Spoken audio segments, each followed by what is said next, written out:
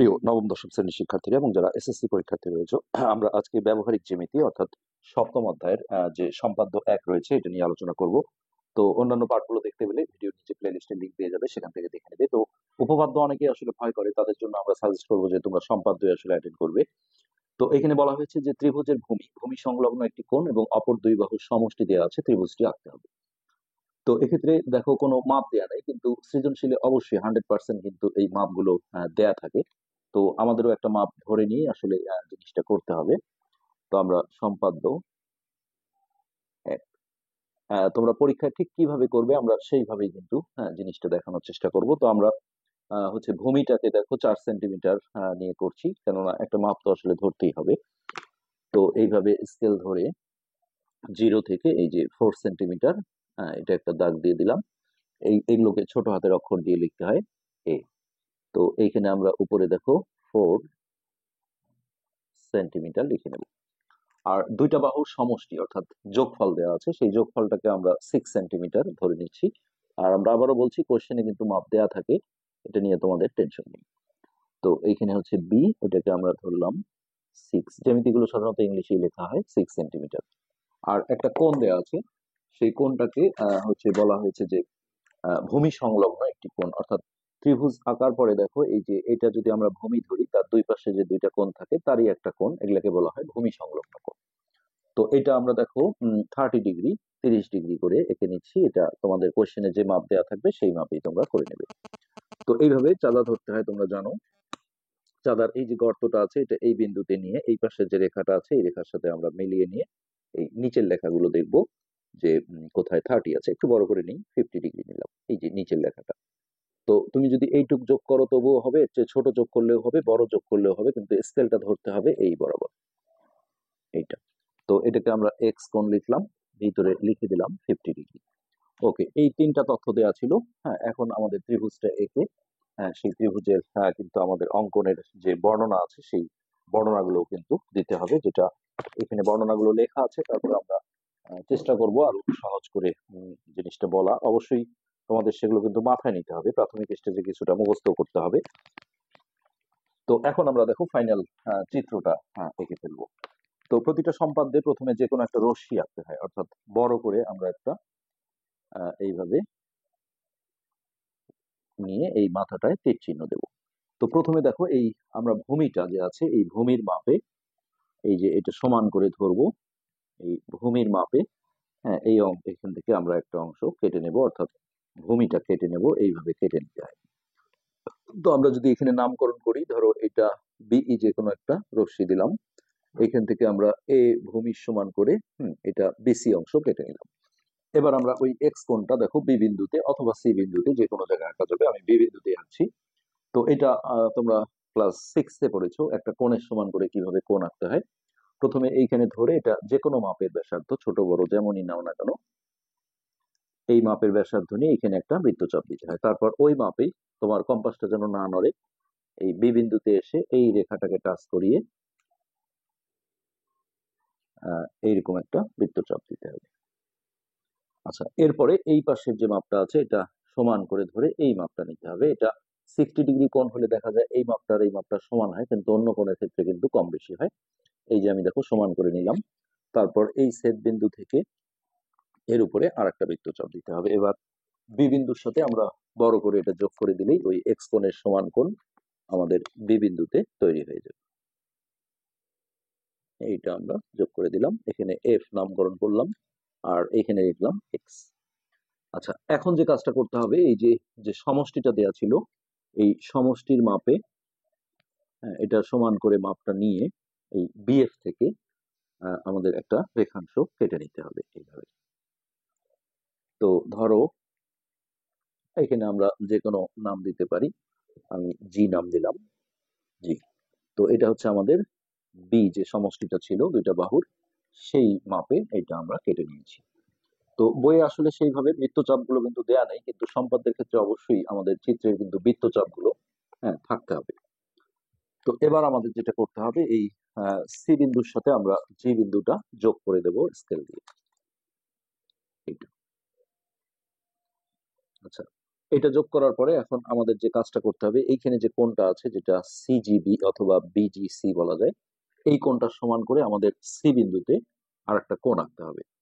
তো এরপরে আমরা যখন সম্পাদ্য 2 করব, সেখানে দেখো এরকম দুইটা বাহুর অন্তর বা বিয়োগফল দেওয়া থাকে, আর এখানে ছিল সমষ্টি। এইটা অনেকে উল্টো পাল্টা করে ফেলে, মনে রাখতে হবে সমষ্টির সময় এই ভিতরের কোণটা সমান করে হচ্ছে যে এই ভিতরেই একটা কোণ আঁকতে হবে। আর অন্তরের সময় যেটা আমরা করি সেটা হচ্ছে যে বাহিরের কোণের সমান করে, অর্থাৎ এই যে বাহিরে কোণটা আছে, এই বাহিরের কোণের সমান করে এই ত্রিভুজটার বাহিরের দিকে কোণ আঁকতে হয়। তো এখন আমরা দেখো এই যে জি বিন্দুতে যে কোণ আছে, একটু আগে আমরা যে এক্স কোণের সমান করে কোণ আঁকেছি সেই সিস্টেমে, যেখানে ধরে যে কোনো মাপের ব্যাসার্ধ নিয়ে একটা বৃত্তচাপ দেব।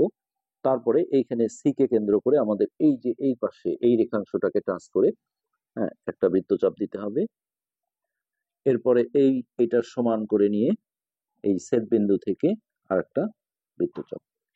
তো এটা আমরা সি বিন্দুর সাথে এখন যোগ করে দেব।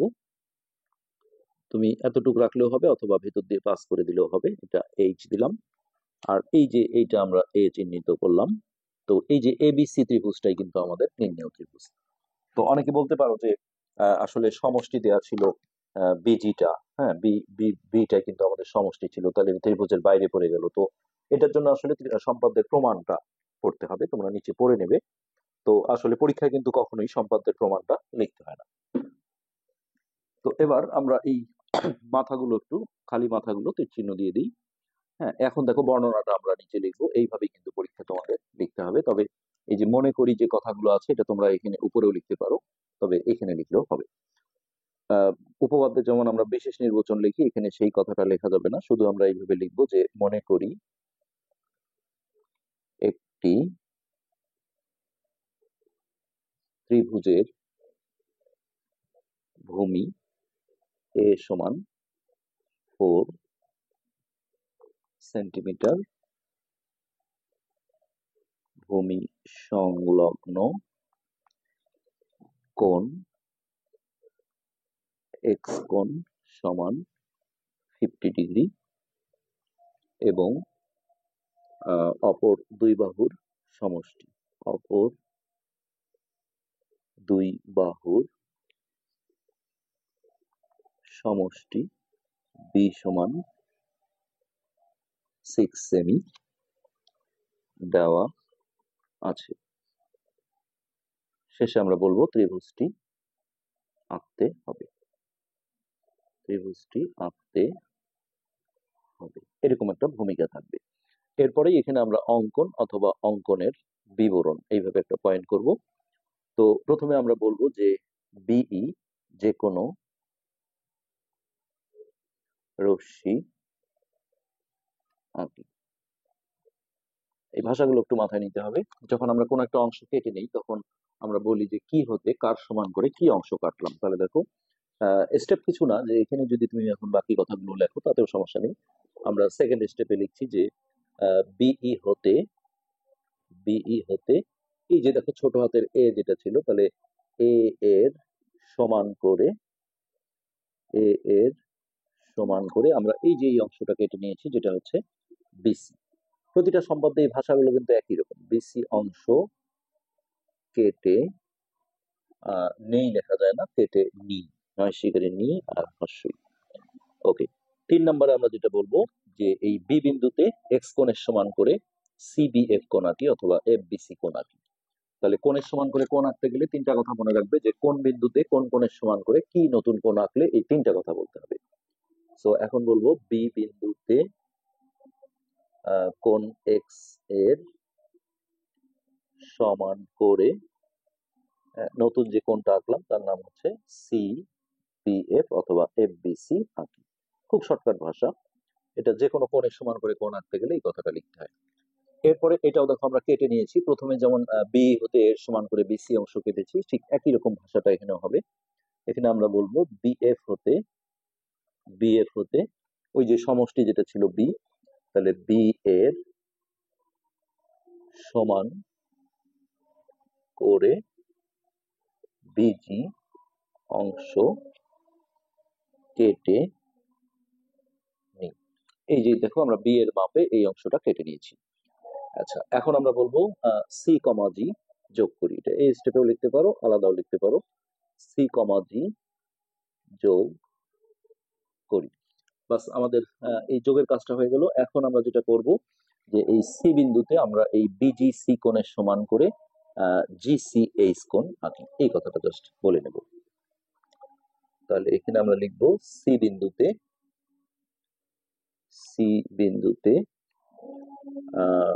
এখানে তবে একটা জিনিস বললে ভালো হয়, এই সি বিন্দুর কিন্তু তিনটা জায়গায় কোণটা আঁকা যেত। একটা হচ্ছে দেখো এই পাশে টাচ করিয়ে, একটা এই যে যেটা আমরা এঁকেছি, আর একটা হচ্ছে এই পাশে, এই জন্য সিজি রেখাংশের বললে ভালো হয়। উপরে এখানে যদি বলে দাও যে সিজি রেখাংশের, তাহলে একদম ক্লিয়ার জিনিসটা হয়ে যায়।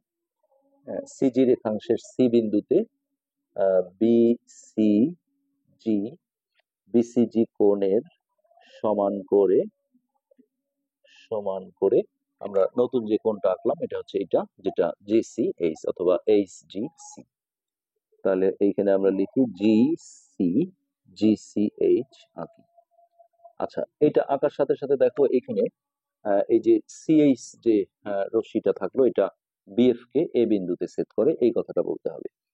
সো এখানে আমরা বলবো সিএইচ কমা বিএফ কে এ বিন্দুতে সেট করে। এখানে নামগুলো কিন্তু কোনো বিষয় না, তোমরা ভাবছো যে শেষে মনে হয় এবিসি ত্রিভুজই আসতে হবে, এটা না, যে কোনো নাম দিলেই হবে। তাহলে এখন আমরা ফিনিশিং এ বলবো যে ত্রিভুজ এবিসি উদ্দিষ্ট, অথবা নির্ণেয় লেখে অনেকে, উদ্দিষ্ট ত্রিভুজ। আর নিচে যে প্রমাণটা দেওয়া আছে, এটা কিন্তু আমাদের পরীক্ষার সময় কখনোই প্রমাণটা দিতে হয় না সম্পাদ্য, তোমরা হয়তো বা জেনেছো এটা অলরেডি।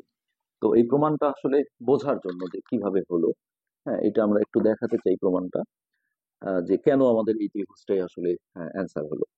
তো এখানে দেখো এসিডি ত্রিভুজে দুইটা কোণ সমান ছিল। কিভাবে? এই যে এসিডি, আসলে ওদের নামগুলো ভিন্ন ছিল, আমরা এখানে দেখাই এসিজি।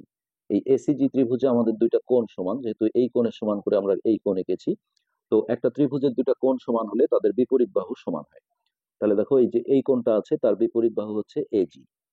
তাহলে ত্রিভুজ এসিজি এ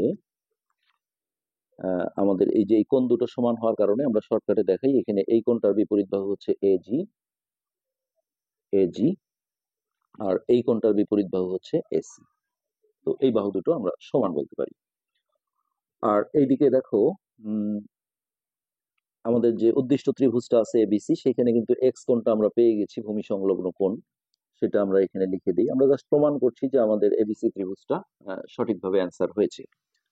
তাহলে ত্রিভুজ এবিসি এ কোণ এবিসি সমান আমাদের ভূমি সংলগ্ন কোণটা আছে এক্স কোণ।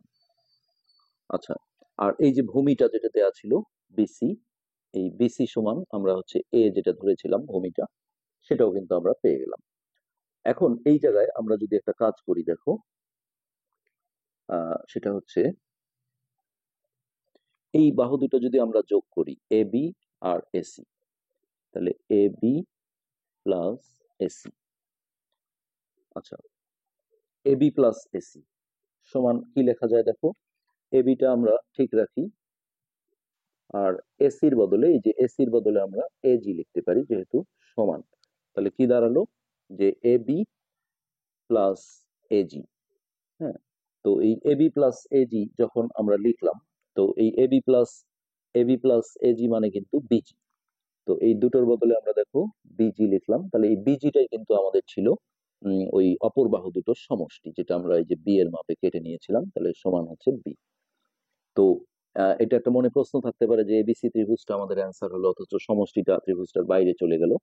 সেই ব্যাপারেই আমি প্রমাণটা তোমাদের একটু দেখালাম, কিন্তু এটা কখনোই পরীক্ষায় কিন্তু তোমাদের লিখতে হবে না। তো এ থেকে বোঝা গেল যে এবি প্লাস এসির মধ্যেই আসলে ওই সমষ্টিটাও আছে, কেননা এসি ছিল এজির সমান, তাহলে এবির বদলে যদি এজি বসাই, তাহলেই কিন্তু আমাদের এই সমষ্টি বিজিটা চলে আসে। আশা করি বুঝতে পেরেছো। আজকের পাঠ আমরা এখানে শেষ করছি। পরবর্তী পাঠ দেখার আমন্ত্রণ রইল। এই ভিডিও নিচে তোমরা প্লে লিস্টের লিঙ্ক পেয়ে যাবে, সেখান থেকে দেখে নেবে। ধন্যবাদ।